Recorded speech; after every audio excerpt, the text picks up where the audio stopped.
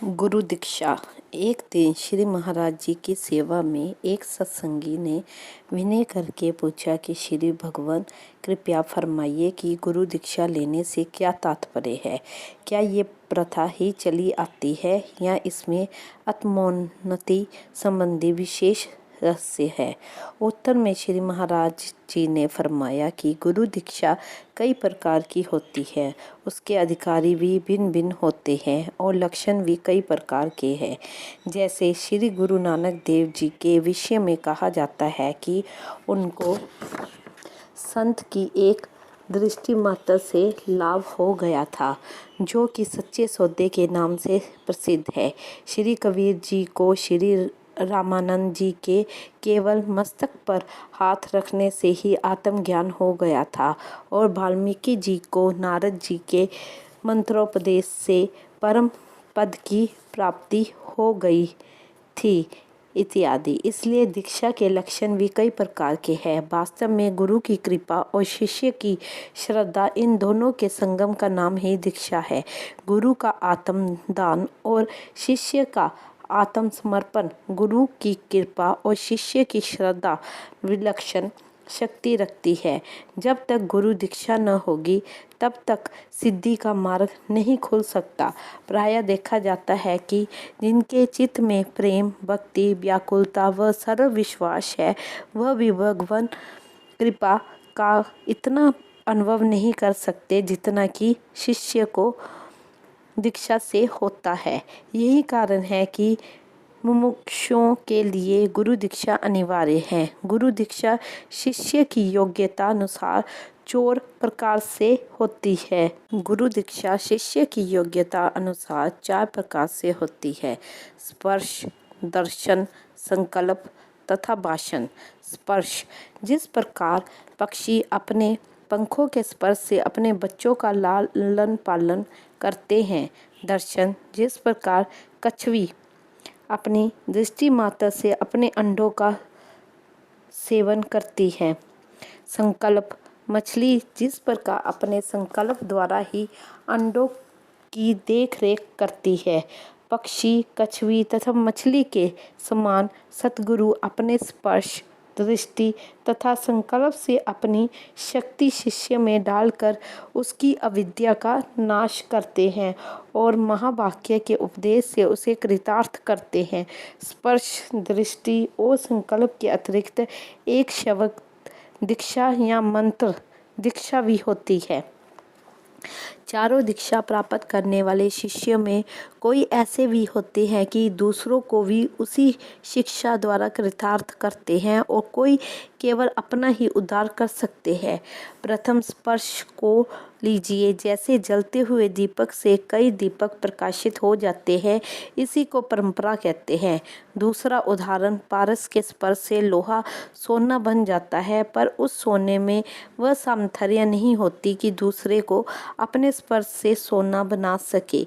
ये गुण अपने ही तक सीमित रह जाता है।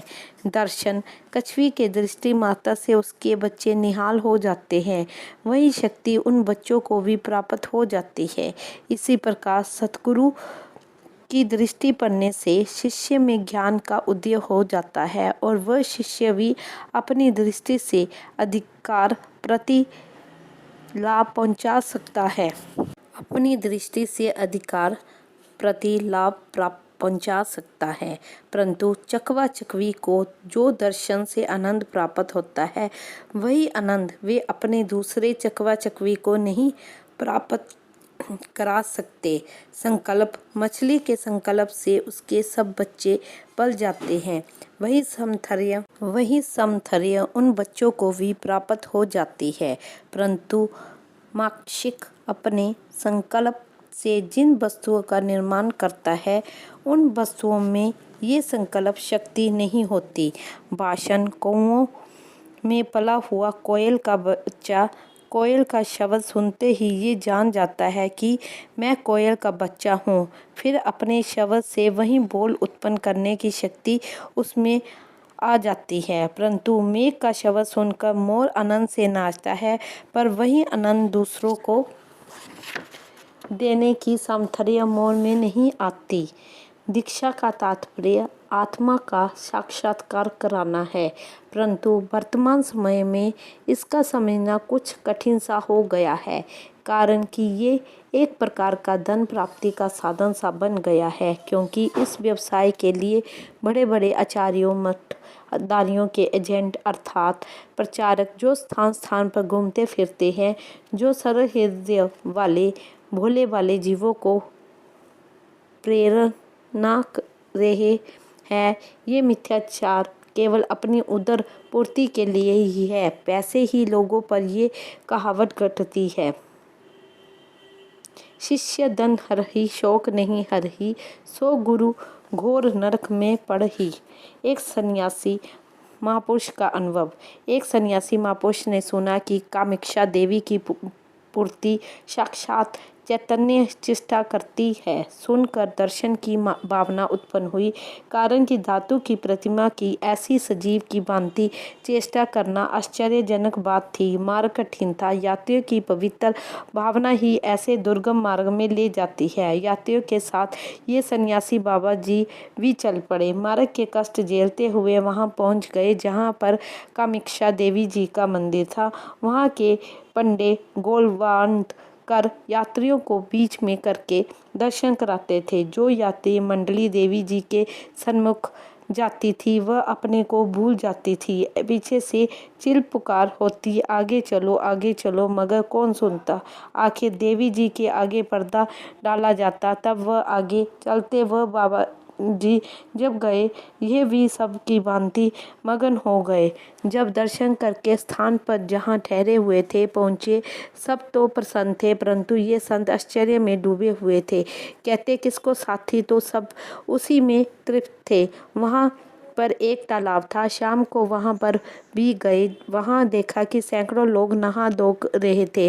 तैराक लोग उसमें गोता लगा लगा कर बाहर आ बैठते, कारण कि उस तालाब के बीचों बीच एक पुष्पों की माला पड़ी थी। सबकी यही इच्छा थी कि उसे ले आवे, परंतु वहाँ की मिट्टी तो ले आते, मगर माला हाथ में नहीं आती। गोता लगा लगा कर थक गए, परंतु माला हाथ न आई। ये संत जीवी बलिष्ठ जवान ब्रह्मचारी थे। अपना लंगोटा संभाला और माला के लिए तालाब में कूद पड़े। कई बार गोता लगाया, किंतु माला हाथ न आई। जल ठंडा था, शरीर कांप उठा। पहली आश्चर्य वाली बात देवी जी का दर्शन, दूसरी ये माला का हाथ न आना। कुछ समझ न आई कि क्या बात है। साथियों को तनिक भी ये भाव न था कि माला क्यों नहीं मिली, परंतु बाबा जी आश्चर्य में पड़ गए। विचार किया कि कुछ न कुछ भेद अवश्य है। माला है, फिर हाथ नहीं आती, किससे पूछे। कुछ यात्री पहाड़ी से नीचे आ रहे थे, उनसे पूछा कि ऊपर क्या है। सबने कहा कि ऊपर एक संत रहते हैं, उनका नाम ज्ञानदेव है। ये सन्यासी बाबा बड़े प्रसन्न हुए कि संत कृपा से अब कुछ भेद खुलेगा। दर्शन को तो सब ही गए, परंतु हाथ जोड़कर नमस्कार करके बैठ गए। किसी को भी कुछ पूछने का भाव न था, परंतु ये संत उसी ख्याल में चुपचाप थे। ज्ञानदेव जी बोले, क्या कारण है कि आप चुप है। तब ये बोले, आपसे क्या छिपा है। देवी दर्शन और माला का न मिलना आश्चर्य पैदा कर रहा है। ज्ञानदेव जी ये सुनकर बड़े ही प्रसन्न हुए और बोले, धन्य है आपको जो ऐसा प्रश्न किया। आज तक हजारों यात्री आए, परंतु इस बात का किसी को भी विचार नहीं हुआ। फिर हंस कर बोले, ये दूरबीन ले जाओ, इसे लगाकर देवी जी के दर्शन करना और तालाब पर ऊंची दूरबीन करके देखना, तब भेद खुल जाएगा। तब आपके द्वारा इन भूले हुए जीवों को भी पता चलेगा कि ये क्या बात है। आप इनके साथ आए हैं, इनको भी तो कुछ लाभ आपकी संगत से होना चाहिए। प्रातः काल जब गए, दूरबीन लगाकर देखा तो कल का आश्चर्य दूर हो गया। कल देवी जी मुस्कुरा रही थी, हाथ के संकेत से आशीर्वाद दे रही थी। उनके नेत्र हिल रहे थे, होठ भी हिल रहे थे। चमकीली स्वर्ण की मूर्ति थी, परंतु दूरबीन से पता चला कि ये सब पुजारियों की लीला थी। कुछ ऐसे ही कल पेच लगा रखे थे। दूर बैठकर हिलाते तब देवी जी की मूर्ति में चेष्टा होती थी। उसकी वास्तविकता को देख कर संशय रहित हो गए। विचार किया कि मेरी तरह औरों के पास भी दूरबीन होती तो इनको भी कुछ पता लगता, वह भी समझ लेते। जब दृष्टि उठाकर चारों ओर देखा तो ज्ञात हुआ कि कई लोगों के पास दूरबीन थी। प्रसन्न हो गए, समझ लिया कि ये बड़भागी ही भी संत ज्ञानदेव जी के पास पहुँचे हैं। ये सब महिमा संत कृपा की है, उनकी कृपा से छिपे हुए भेद खुल जाते हैं। ये एक नेत्रों का भ्रम था कि जो पीली मिट्टी स्वर्ण दिखाई देती थी। देवी दर्शन के पश्चात सब यात्रियों के साथ तालाब पर पहुँचे। संत ज्ञानदेव जी के कथानुसार ऊंची दूरबीन लगाकर देखा, पहाड़ी के ऊपर माला वृक्ष के साथ लटक रही थी। उसकी परछाई तालाब में दिखाई दे रही थी। अब विचार की बात है कि परछाई हाथ में कैसे आती। किसी ने सत्य कहा है, जो दर्शन की सुंदरी किन्हू पकड़ी नाही। नेत्र के भ्रम दोष के कारण संसारिक विचित्र चमकीली जड़ वस्तुएं सजीव प्रतीत होती है। जीव उन्मत्त होकर उन्हीं में विचरता रहता है। जड़ चैतन्य का ज्ञान न होने से विचार शक्ति मंद रहती है। जब कभी संत कृपा से विचार रूपी दूरबीन मिलती है, तब अनित्य वस्तुओं को नित्य बताने वाली इंद्रजाल बत बरमाने वाली माया का भेद खुल जाता है। उस माया की विचित्र लीलाएं जीव को बुला नहीं सकती। तालाब में भूलवश माला का देखना अर्थात वस्तु कहीं ढूंढे कहीं, ये कितना बड़ा भारी भ्रम है। बुद्धिमान वही है जो जहाँ की वस्तु हो वहीं पर ढूंढे। संत कृपा के बिना श्रेष्ठ बुद्धि का प्राप्त होना असंभव नहीं तो कठिन अवश्य ही है। वस्तु कहीं ढूंढे कहीं क्यों कर आवे हाथ, कहे कबीर तब पाइए बेदी लीजिए साथ। बेदी लीना साथ कर धीनी वस्तु लखाए, कोटि जन्म का पंथ था पल में पहुंचा दाए। भूलवश जीव निजानंद रूपी पुष्पों की माला को, जो कि निज स्वरूप रूपी पर्वत पर स्थित है, उसे चित्त रूपी तालाब में खोज रहा है। अर्थात भौतिक वस्तुओं में निज सुख को ढूंढ रहा है। सुख दुखमय परिणाम का यही कारण है। मिट्टी के अतिरिक्त कुछ हाथ नहीं आता। जब कभी चैतन्य शक्ति की प्रेरणा से संत सद्गुरु कृपा करते हैं तो ज्ञान रूपी दूरबीन से यथास्थान वस्तु सूझ जाती है। पहले प्रीति गुरु से कीजिए, प्रेम डगर में तब पग दीजिए। बिना गुरु ये भेद न पावा, धरती से आकाश लो धावा। साधक के मन की दुविधा। साधक सदा मन की शिकायत करते रहते हैं। कोई उकता कर इस प्रकार कहता है कि इस मन की खटपट से बड़ा ही तंग आ गया हूँ। जो बातें देखी न सुनी, भजन के समय ये मन ला उपस्थित करता है। इससे छुटकारा पाने के लिए सैकड़ों उपाय करता हूँ, परंतु क्या करूँ, कुछ समझ में नहीं आता। ये क्या बला है, जब देखो एक न एक चिंता में डाले रखता है। अत्यंत चंचल और डीठ है। बहुत तेरा रोकता हूँ, रुकता ही नहीं। क्या करूँ, एक घड़ी भी आराम नहीं करने देता। अपने मन माने खेल कूद में जरा भी बाधा नहीं होने देता।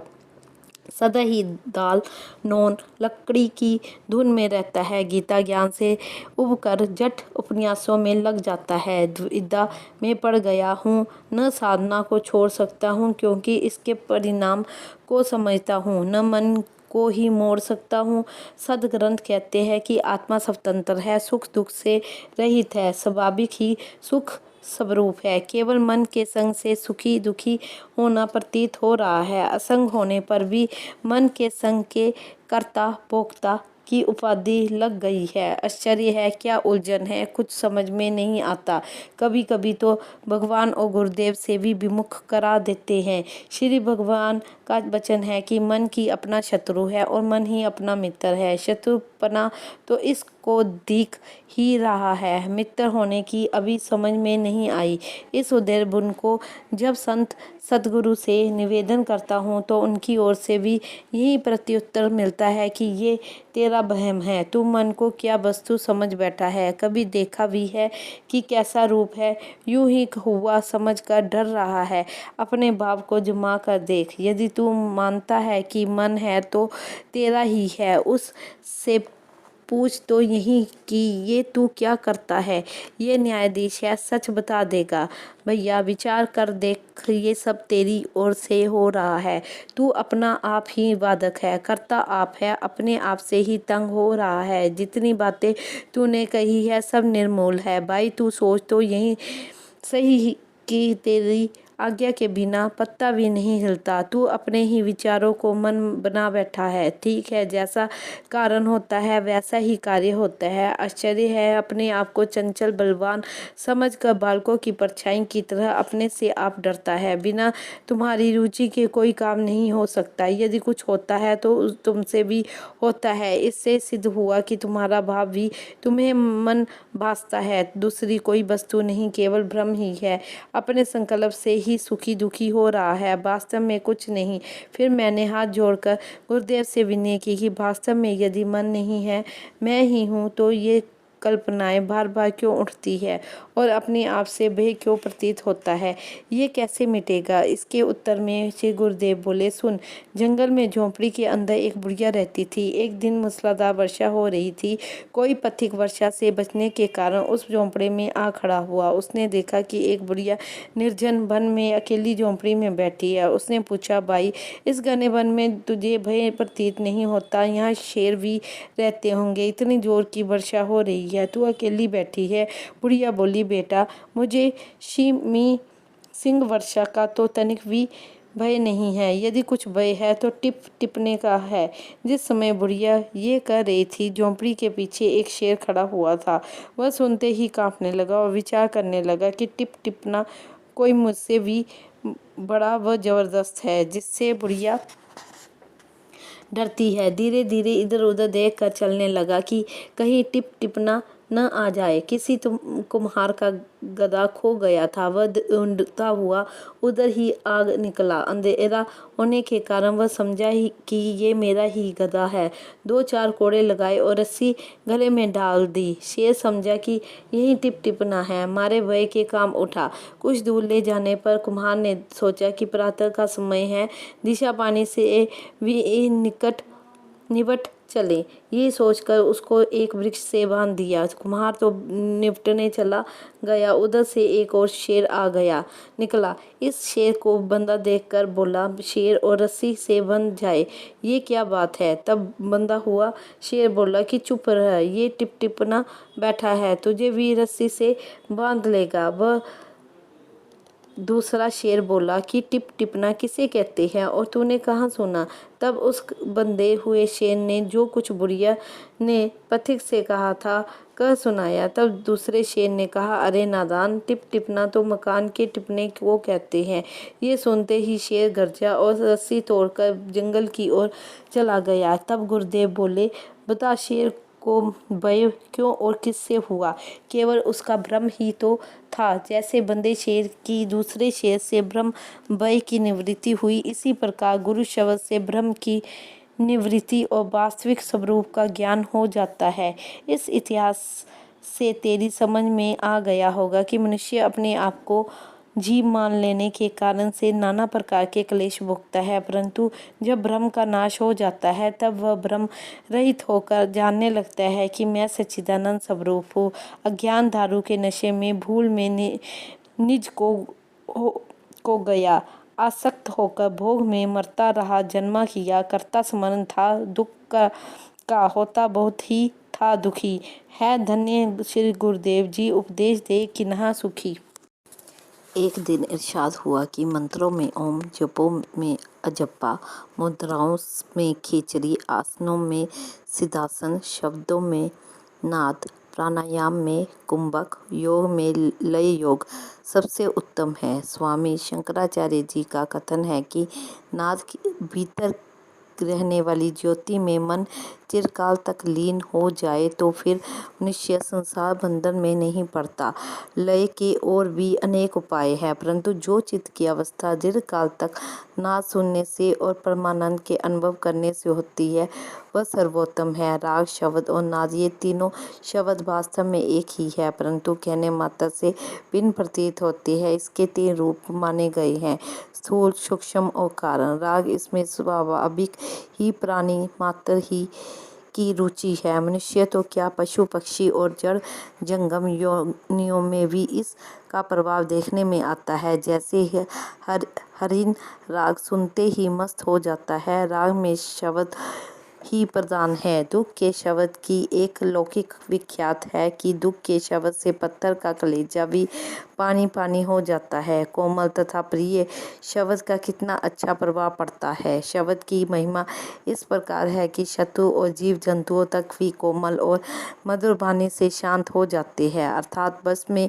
हो जाते हैं। इससे प्रकट है कि शब्द बड़ा ही प्रभाव रखता है। यहाँ तक कि संसार की उत्पत्ति भी शब्द से ही मानी गई है। सनातन धर्म में लिखा है कि जगत की उत्पत्ति का कारण ब्रह्म का शब्द एक कौम बहुत सिया महा। मुसलमान कहते हैं कि कुन फेकुन। बाइबल में लिखा है कि खुदा ने कहा कि रोशनी हो जाए और रोशनी हो गई। सर्वप्रथम शब्द ही प्रकट हुआ और यही संसार भर में फैल रहा है तथा मृत्यु की यही पहचान है कि शब्द का बंद हो जाना। शिशुओं की बोली कितनी प्रिय लगती है।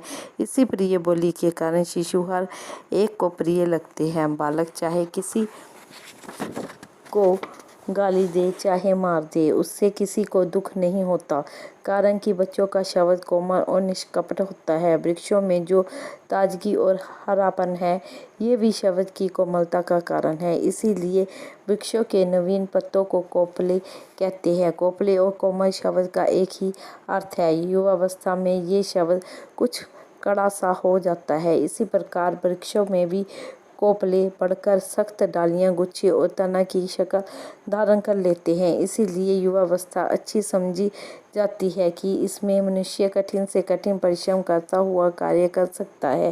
वृद्धावस्था में यही शब्द खुश्की पाकर सख्त और कड़ा हो जाता है। जैसे वृक्षों की लकड़ी रस रहित होकर सूख जाती है, ऐसे ही वृद्ध पुरुषों का स्वभाव रूखा और चिड़चिड़ा हो जाता है।